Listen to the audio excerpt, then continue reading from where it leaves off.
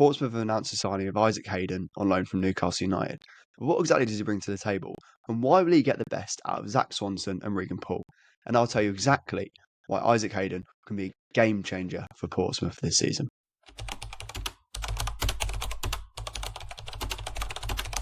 Starting with the positives, Isaac is a very calm decision maker with the ball at his feet. He's got really nice detail on his passes, so he rarely plays his teammates into trouble, which naturally makes him a very reliable operator at the base midfield. Very sensible with his decision making. He won't always pick the flashy option, and he won't always, choose a Hollywood pass or, really sexy dribble, shall we say. He's very safe and he's very comfortable and he's very composed. And talking of composed, when he's put under pressure, he uses his frame and his arm really well to get between the ball and his man. He's not one of the midfielders that, regardless of age, experience, size, whatever, you get some midfielders that will have a man on their back and they'll be terrified. Isaac, for me, he's not one of them players. If you look here, he's one of them where if our centre-back's on the ball here, if he feels a man's going to come onto him, he'll happily take it into feet and he'll actually wait and he'll be very brave and wait for the man to come onto him and maybe even get a bit of pressure from here as well. And what we tend to do is either play out to the fullback, who can then skip along to the winger, or if we come back here, he'll happily take it in, go back to the goalkeeper, and then reset either long or reset short. Not sexy options, always, but sexy and effective.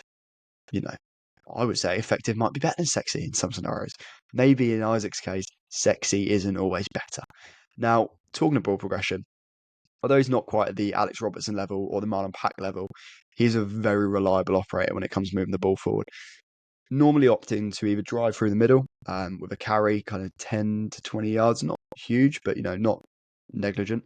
Or, as you said earlier, what he'll do is he'll play a wall pass to centre back to find a spare fullback. He also does this really nifty thing where sometimes when he's slightly behind the line of pressure, he'll actually move wide. So move out to here, which opens up that passing lane to the 10. So if Paul's on the ball here, he can rake a ball into Lang, who can then turn and play beyond. But what it also means is, as I said earlier, can get the best out of Zach Swanson. If there's space behind the line of pressure, Zach Swanson can move in. And we've seen, not always, but sometimes he is the type of player who can invert into midfield when he feels it's right. That's not me saying that he should always invert or he should say fix in the middle. I don't think he should. But he is one of them players where you can kind of give him the license to move inside and have a roam. But we'll chat about that a bit more later. Now, in terms of negatives, they're not the end of the world. I mean, they're not ideal, but they're not the end of the world. But there's something I should mention. Yeah, I watched 3 games. So I watched him for QPR last season, all 3 games. It was Plymouth away, Leicester away, Norwich at home. And he does really lack any kind of goal threat. This is kind of 2-factor in terms of, he doesn't really get into the areas to affect the goal. But also when he does get in those areas, there was a few shots that went wide. There's a few headers that were a bit meh. So he's not the kind of player who, well, I mean, I say this now, he'll probably go on and score some bangers for us and then I'll look like a tit. But he's not the kind of player from what I've seen that will go and score hatfuls of goals from midfield, which is a little bit frustrating, but not the end of the world. Now, one thing that does irk me a little bit is unlike Marlon Pack, for example, he can't really, or he doesn't switch balls very often. He doesn't hit diagonals, which is quite frustrating, especially when you take into account we've got players like Callum Lang and Josh Murphy who want the ball to feet 1v1 and can drive at a player. It is a little bit frustrating. He doesn't really hit switches because that is everyone loves a diagonal pass that works to a winger. That's the dream. But that's not something in his locker that I've seen anyway. And finally, although I wouldn't say he's one-footed, he is at times pretty reluctant to use his left foot. He tends to kind of open his body up and play out to the right, even if maybe he can play out to the left. But I've seen he can hit past on his left foot, but he just decides not to, which is a little bit weird.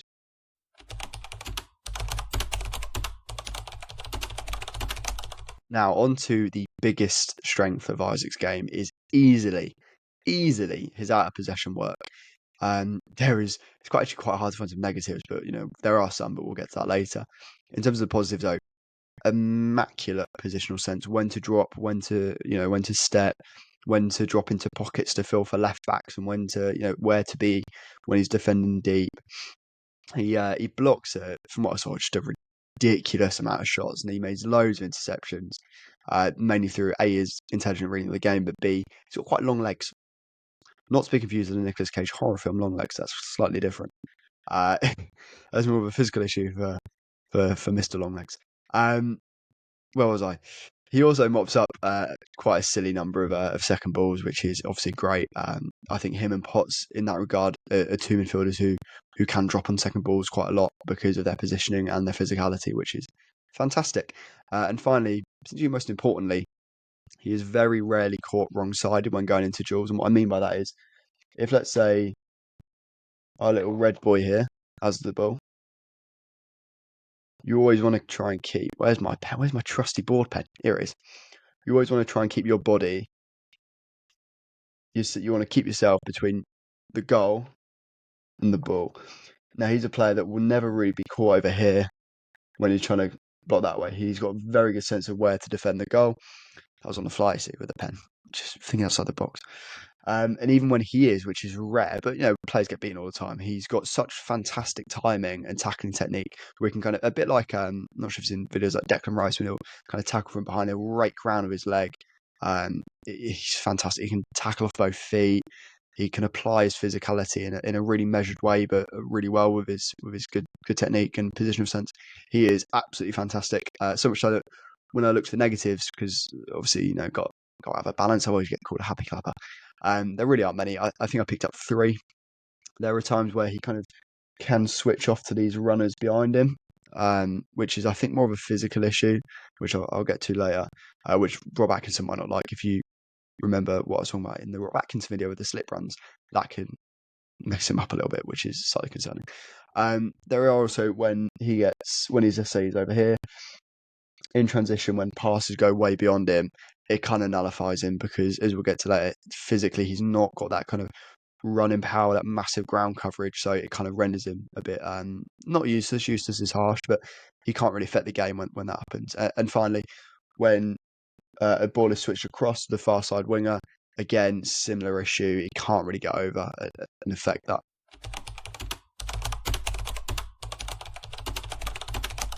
Now, physically, he is a very, very solid championship midfielder. He's a good size. He's 6'2" with long limbs, not to be confused with our Nicolas Cage film. Use that pun already, but might stick around. Every video will get a mention of that film, which I disliked. But you know more about films on my podcast, Floodlights Camera Action. He's got a good frame, so he's got good size to him. Unlike me, very much the opposite of me, actually. Yes, the direct inverse of Isaac Hayden is Jack Hancock. But most importantly, he knows how to apply his physicality to shield the ball and win duels. So he can use his body both in and out of possession. So in possession, it's shielding, so it gets his arm out to create separation.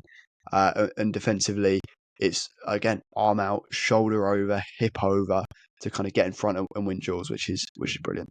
Now, I'll sneak it into this segment because this is a physicality segment, but I couldn't really find another way of fitting it in. Should have maybe put it in the defensive segment, but a bit late for that now.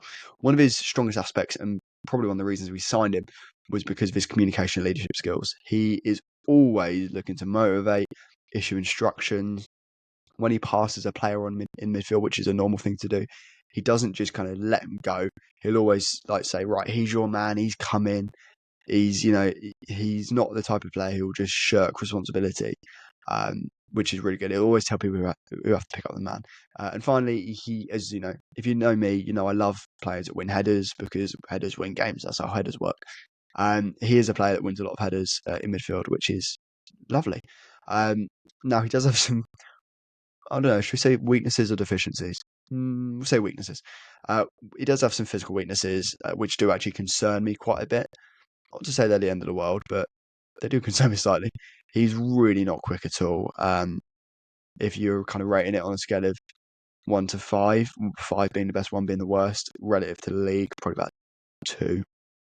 He really struggles with those recovery sprints. And when this is paired with his kind of lack of top-end running power and not top-end agility, it is a slightly worrying proposition. But look, there are ways around this, and it isn't one of them where I'm shaking like a shitting dog at the idea of him defending a counter attack. But it would be naive of me not to mention it, because every player has his deficiencies and weaknesses. Use both there. It's just about how you get around them. How does this all come together?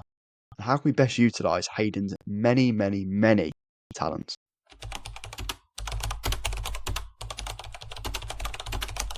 Now, in terms of an ideal lineup within Portsmouth and Mousinho's 4-2-3-1, I would like to see Nicholas Schmidt in goal, back four of Zach Swanson at right back, Regan Paul at right centre back, Rob Atkinson at left centre back, Conor Ogilvie at left centre back, midfield two on the right, important detail, Isaac Hayden on the left of central midfield, Freddie Potts, three behind a striker, right wing, Matt Ritchie, number 10, Callum Lang, left wing, Josh Murphy, and up top, the one and only Colby Bishop. Now, in terms of defensively, the games I watch, he's really comfortable in three mid blocks that I saw. 4-1-4-1, which suits us well in away games. I think it's something we should employ. A 4-4-2 and a 4-1-3-2. Now, the 4-1-3-2 is interesting because at the end of last season, well, towards back in the last season and at times this season, especially when I think it's when we come up against a 4-2-3-1 build-up shape, we tend to run with this 4-1-3-2 where it's kind of lopsided. One of the fullbacks will sit, one will slide over quite high, and one of the centre-backs will slide into the half space to pick up the winger. I think this is something we can continue to employ against 4-2-3-1s, with Isaac Hayden being given the job of going man for man with the number 10. Physically, he can dominate most players. The only issue is the movement. It depends on the movement of the number 10. That could be something that could trip him up. Now, as you said earlier, we do have that option of Regan Paul raking passes up to the number 10 or the centre forward. Zach Swanson moving inside to explore the central spaces, and Lang benefiting from Paul's passes. These are three players. So Paul, Swanson, Lang are three players that I think will really benefit from Isaac Hayden's arrival for various different reasons. A lot of it is in possession, in terms of what we spoke about earlier with him emptying the midfield and moving out to the wide areas into the fullback slot. But also defensively, he's one of the players where defends his box very well, issues commands very well, cleans up transitions pretty well. He's one of them where you kind of have, for me, you have mobile ball winners and immobile ball winners. And Isaac Hayden is no disrespect, an immobile ball winner. Anything that comes near him, duels-wise, he'll win. His positioning is great. He's really intelligent. He's got good technique. He'll be absolutely fine. Now, in terms of who should maybe be a bit nervous for different reasons, Andre Dizelle and Rob Atkinson. Now, in terms of Dizelle, this is kind of twofold. Profile. I think Hayden is a similar profile in that he is very responsible on the ball. Will pick up that kind of that deeper six role whilst Freddie Potts does the box-to-box running. But also he is better physically, he's better defensively, with Dizelle being better on the ball slightly. And if anyone's going to come in to that midfield, I don't think we'd see a midfield of Dizelle and Hayden too often. I don't think it would work very well either, which is why I wouldn't want to see it. It's more likely to be Potts and one of Dizelle or Hayden. So Dizelle could potentially find himself out of the team, which it would be a shame because Andre Dizelle is a player who, I went on the record, I wasn't a fan of Andre Dizelle at the start of the season. I thought he was quite poor, actually. I'll be brutally honest, and he was deservedly dropped. But what I really liked is that his attitude to being dropped, it was been exemplary. He's come back a much better player. His attitude seems better on the pitch. He's not afraid to get a foot in anymore. He'll progress the ball. He's improved so much. I think that's an absolute credit to him as a character, as a footballer. But he might find himself out of the team if Hayden kind of bursts onto the scene, a la Micah Richards. And as for Rob Atkinson, the only reason I mentioned Rob is because of those blindside runs kind of between the centre halves, which we spoke about in the last video, which you can find the link to in the description, probably, if I remember to put it in there. So, I won't worry too much, but that is something to keep an eye on.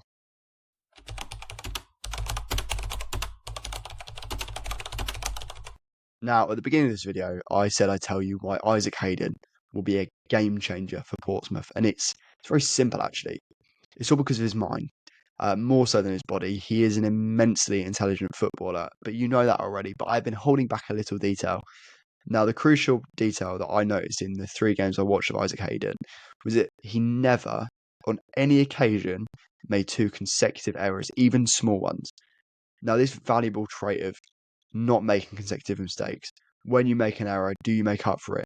That is such a valuable trait, because we've seen players that this season who make error after error after error, and it's abysmal and it's really painful, and it's not entirely their fault, but they do not make up for their mistakes. Isaac Hayden does.